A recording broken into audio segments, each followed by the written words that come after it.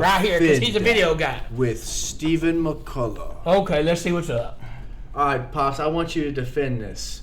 What did Joe Biden do that could be affecting the standard of living of all Americans? So, Pops, I want you to defend Joe Biden. Can't, sorry! Defend that! We love this new part of our show!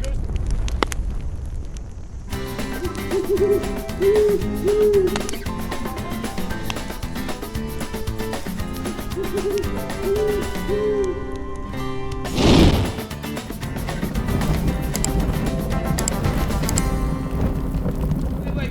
So who are you today? Huh? Who are you today? Every week you're some weirdo. Who are you today? Oh, they call me Big Slim. Big Slim. That's what they call me. Down here. I'm Estefan. I'm my alter ego, Estefan. Estefan? It's my South American version of me. I like it. You look South American. I am South American. You got the color and all that. I can look at me. I'm looking fresh. Yeah, you look like a tourist right now. All right, let's roll.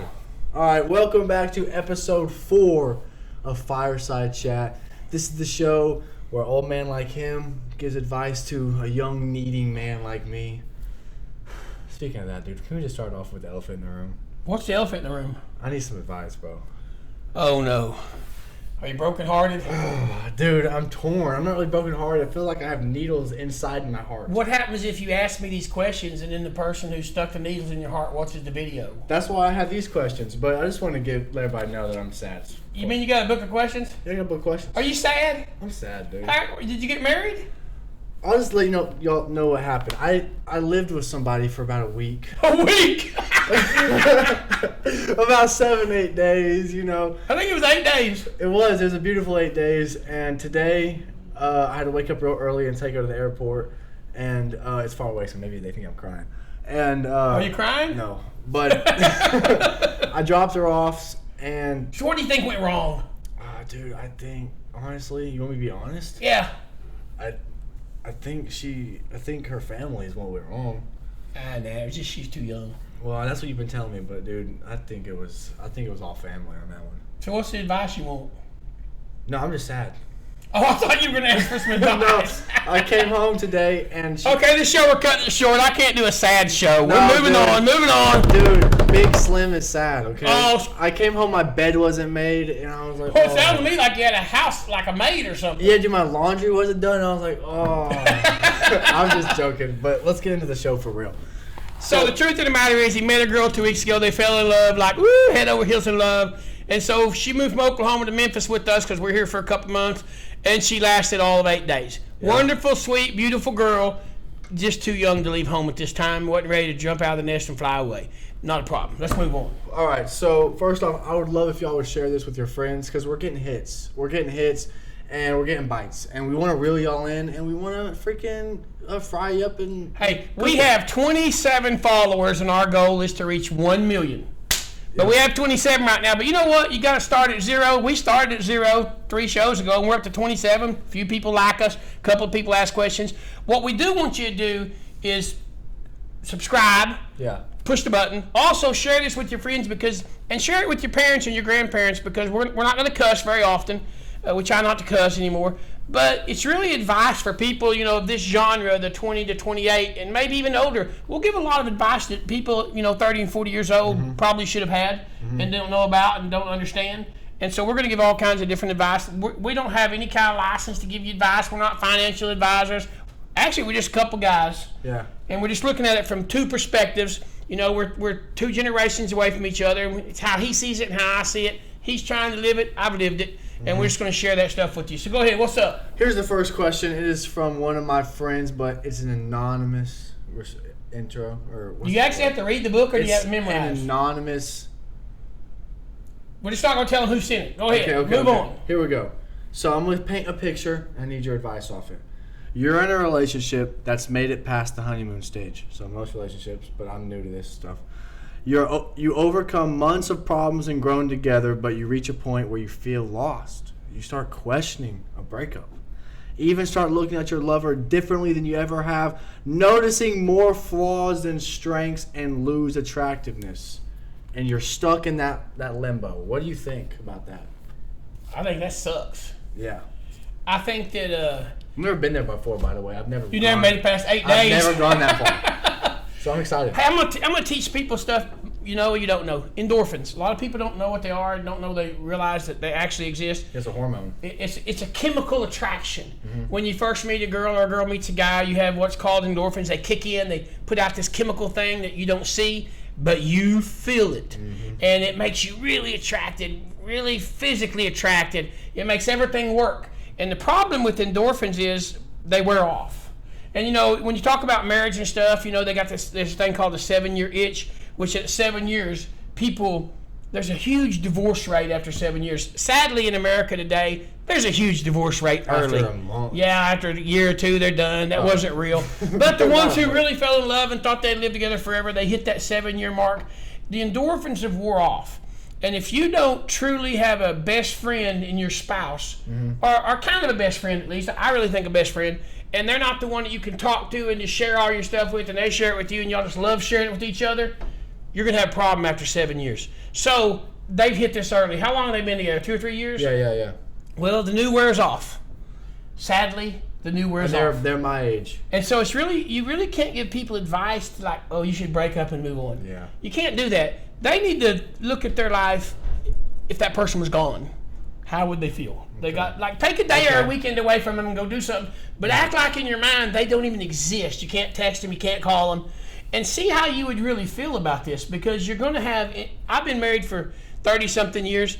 You're going to have highs and you're going to have lows, and you know it's all about how much do you love them? Do you really love them? Sometimes it might be boring. Sometimes it's a lot of fun. You just got to find if this works for you, and are you ready to go find something new? So just test the waters, really give it a No, because if you jump out with another girl, you done screwed it all up. Not up. like that, but I mean like you said, a weekend of not talking to her, just see how your mind But don't works. make there be a weekend like she knows it.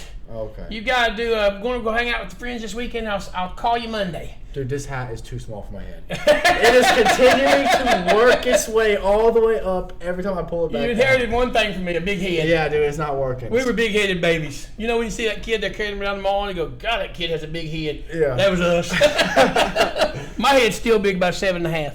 So I'm telling... So how are we going to give him advice? What's the advice for this person? This is a tough call because they probably started dating in high school. Yep.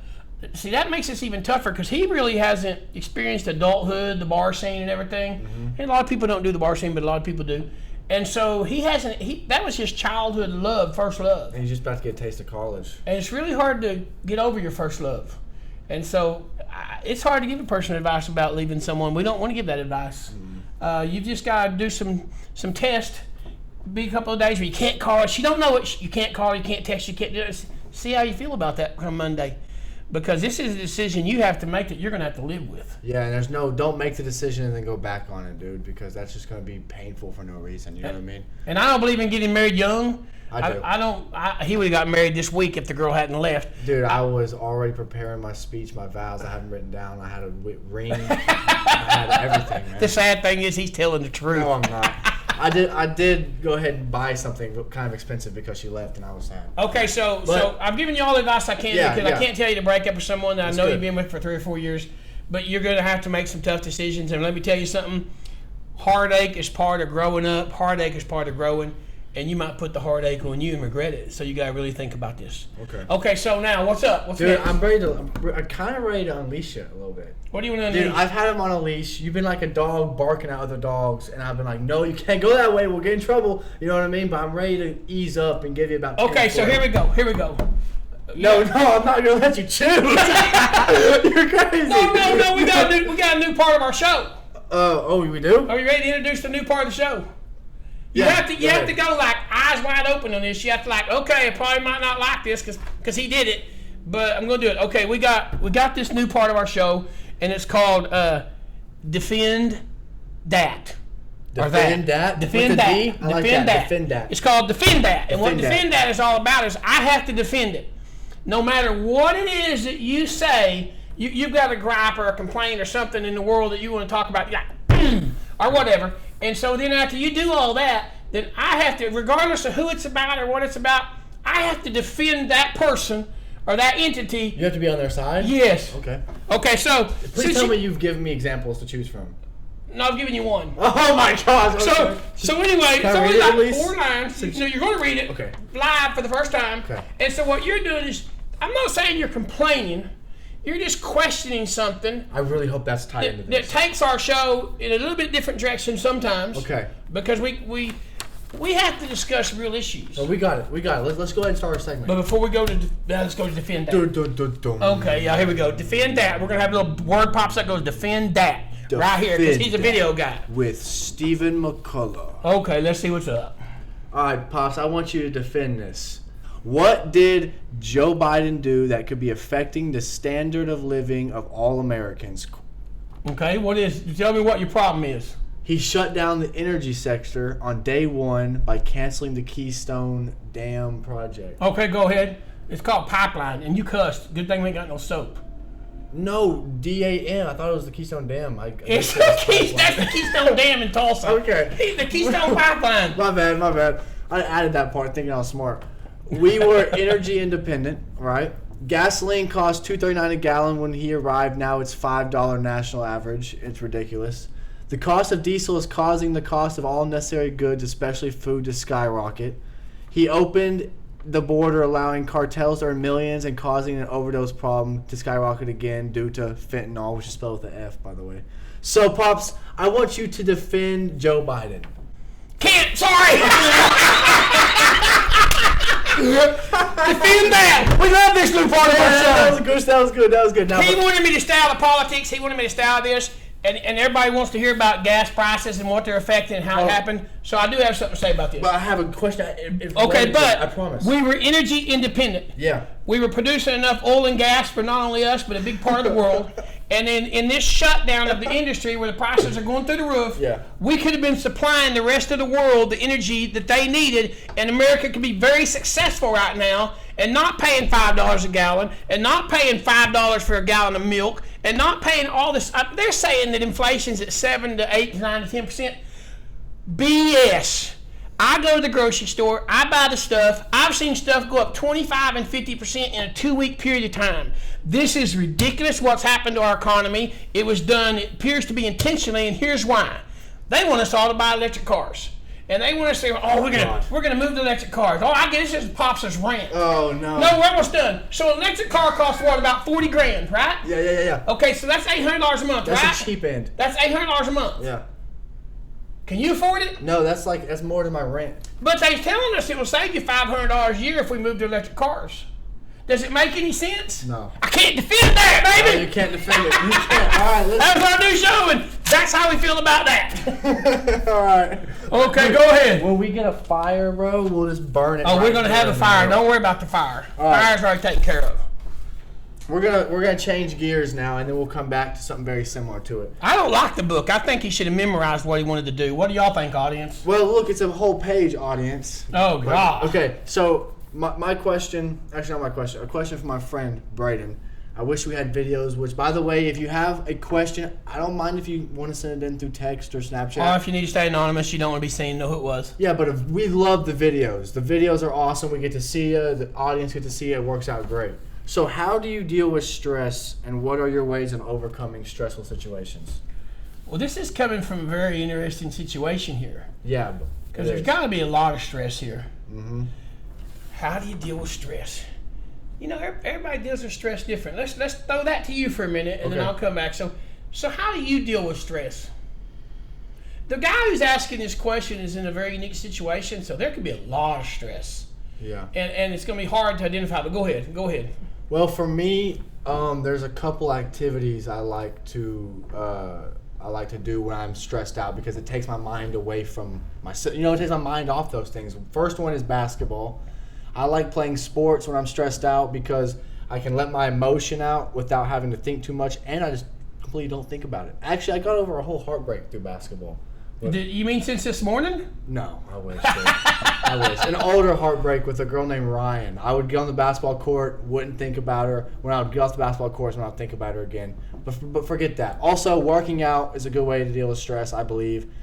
But I'm going to go back to this, dude. The number one way to deal with stress, especially if it's a situation that you need an answer to. It's not just something that's stressing you out like Haley leaving. That stressed me out a little bit, for example, but I can't change it. But if it's like a situation where you need the answer to move on in life, you have to solve it, get out your journal, dude.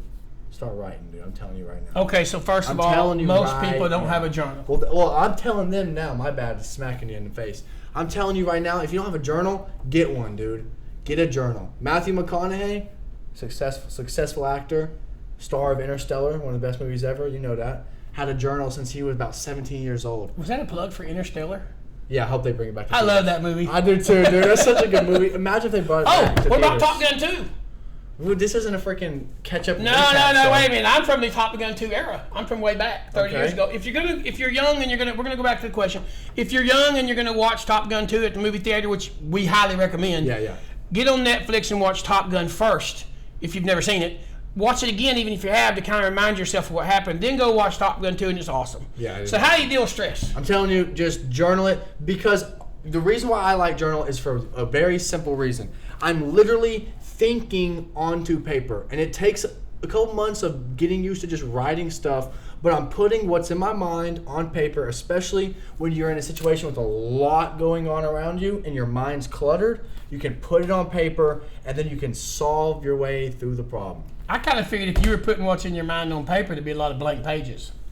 No, I mean, what do you think, right here? Okay, actually, I'm gonna talk about this real quick on what he just said. He writes a lot and he journals a lot. It's very interesting.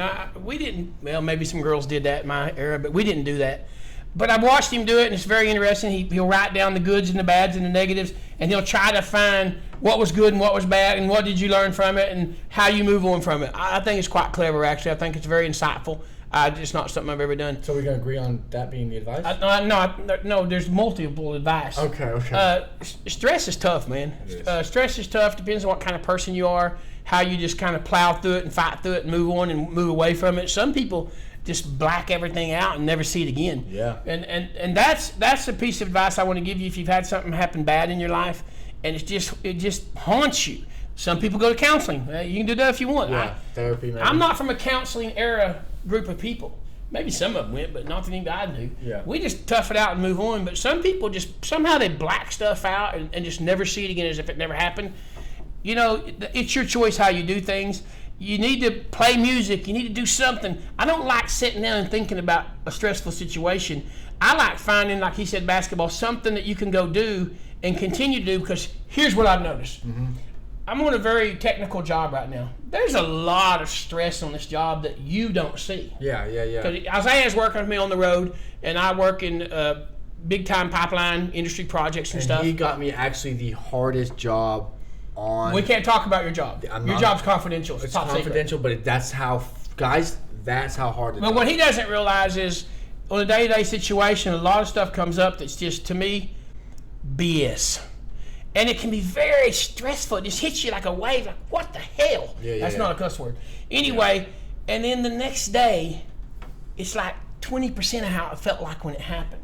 So to move away from it actually helps you. Okay. And 3 days later, it's like, hell, that was nothing. So occupy time. Really. Occupy time and get time to pass. Now, you got to deal with the problem and deal with the situation and take care of whatever it was. Mm-hmm. But you'll notice that it's almost like you expand like a balloon, and it's like, whoo, like those airhead commercials. And then as you walk away, it just goes back down, and you move away from it. Don't focus on it. Don't just get paralyzed by it. Find a way to move away. Don't get in your house or your car and drive off. Yeah. But just move away from it. You're going to deal with it. Deal with it. Get it dealt with. Answer it. Discuss it. Talk to whoever you got to talk to about it, and move on. Because you don't want that to be what makes you as a person. I'm a very happy person, very energetic person. And this is talking about like stress that you can't change, is what you're talking about. Yeah, and you might not can change it. Like for the advice for the gentleman you're talking about, I think he should lift a lot of weights. Mm-hmm. He's a little bitty dude.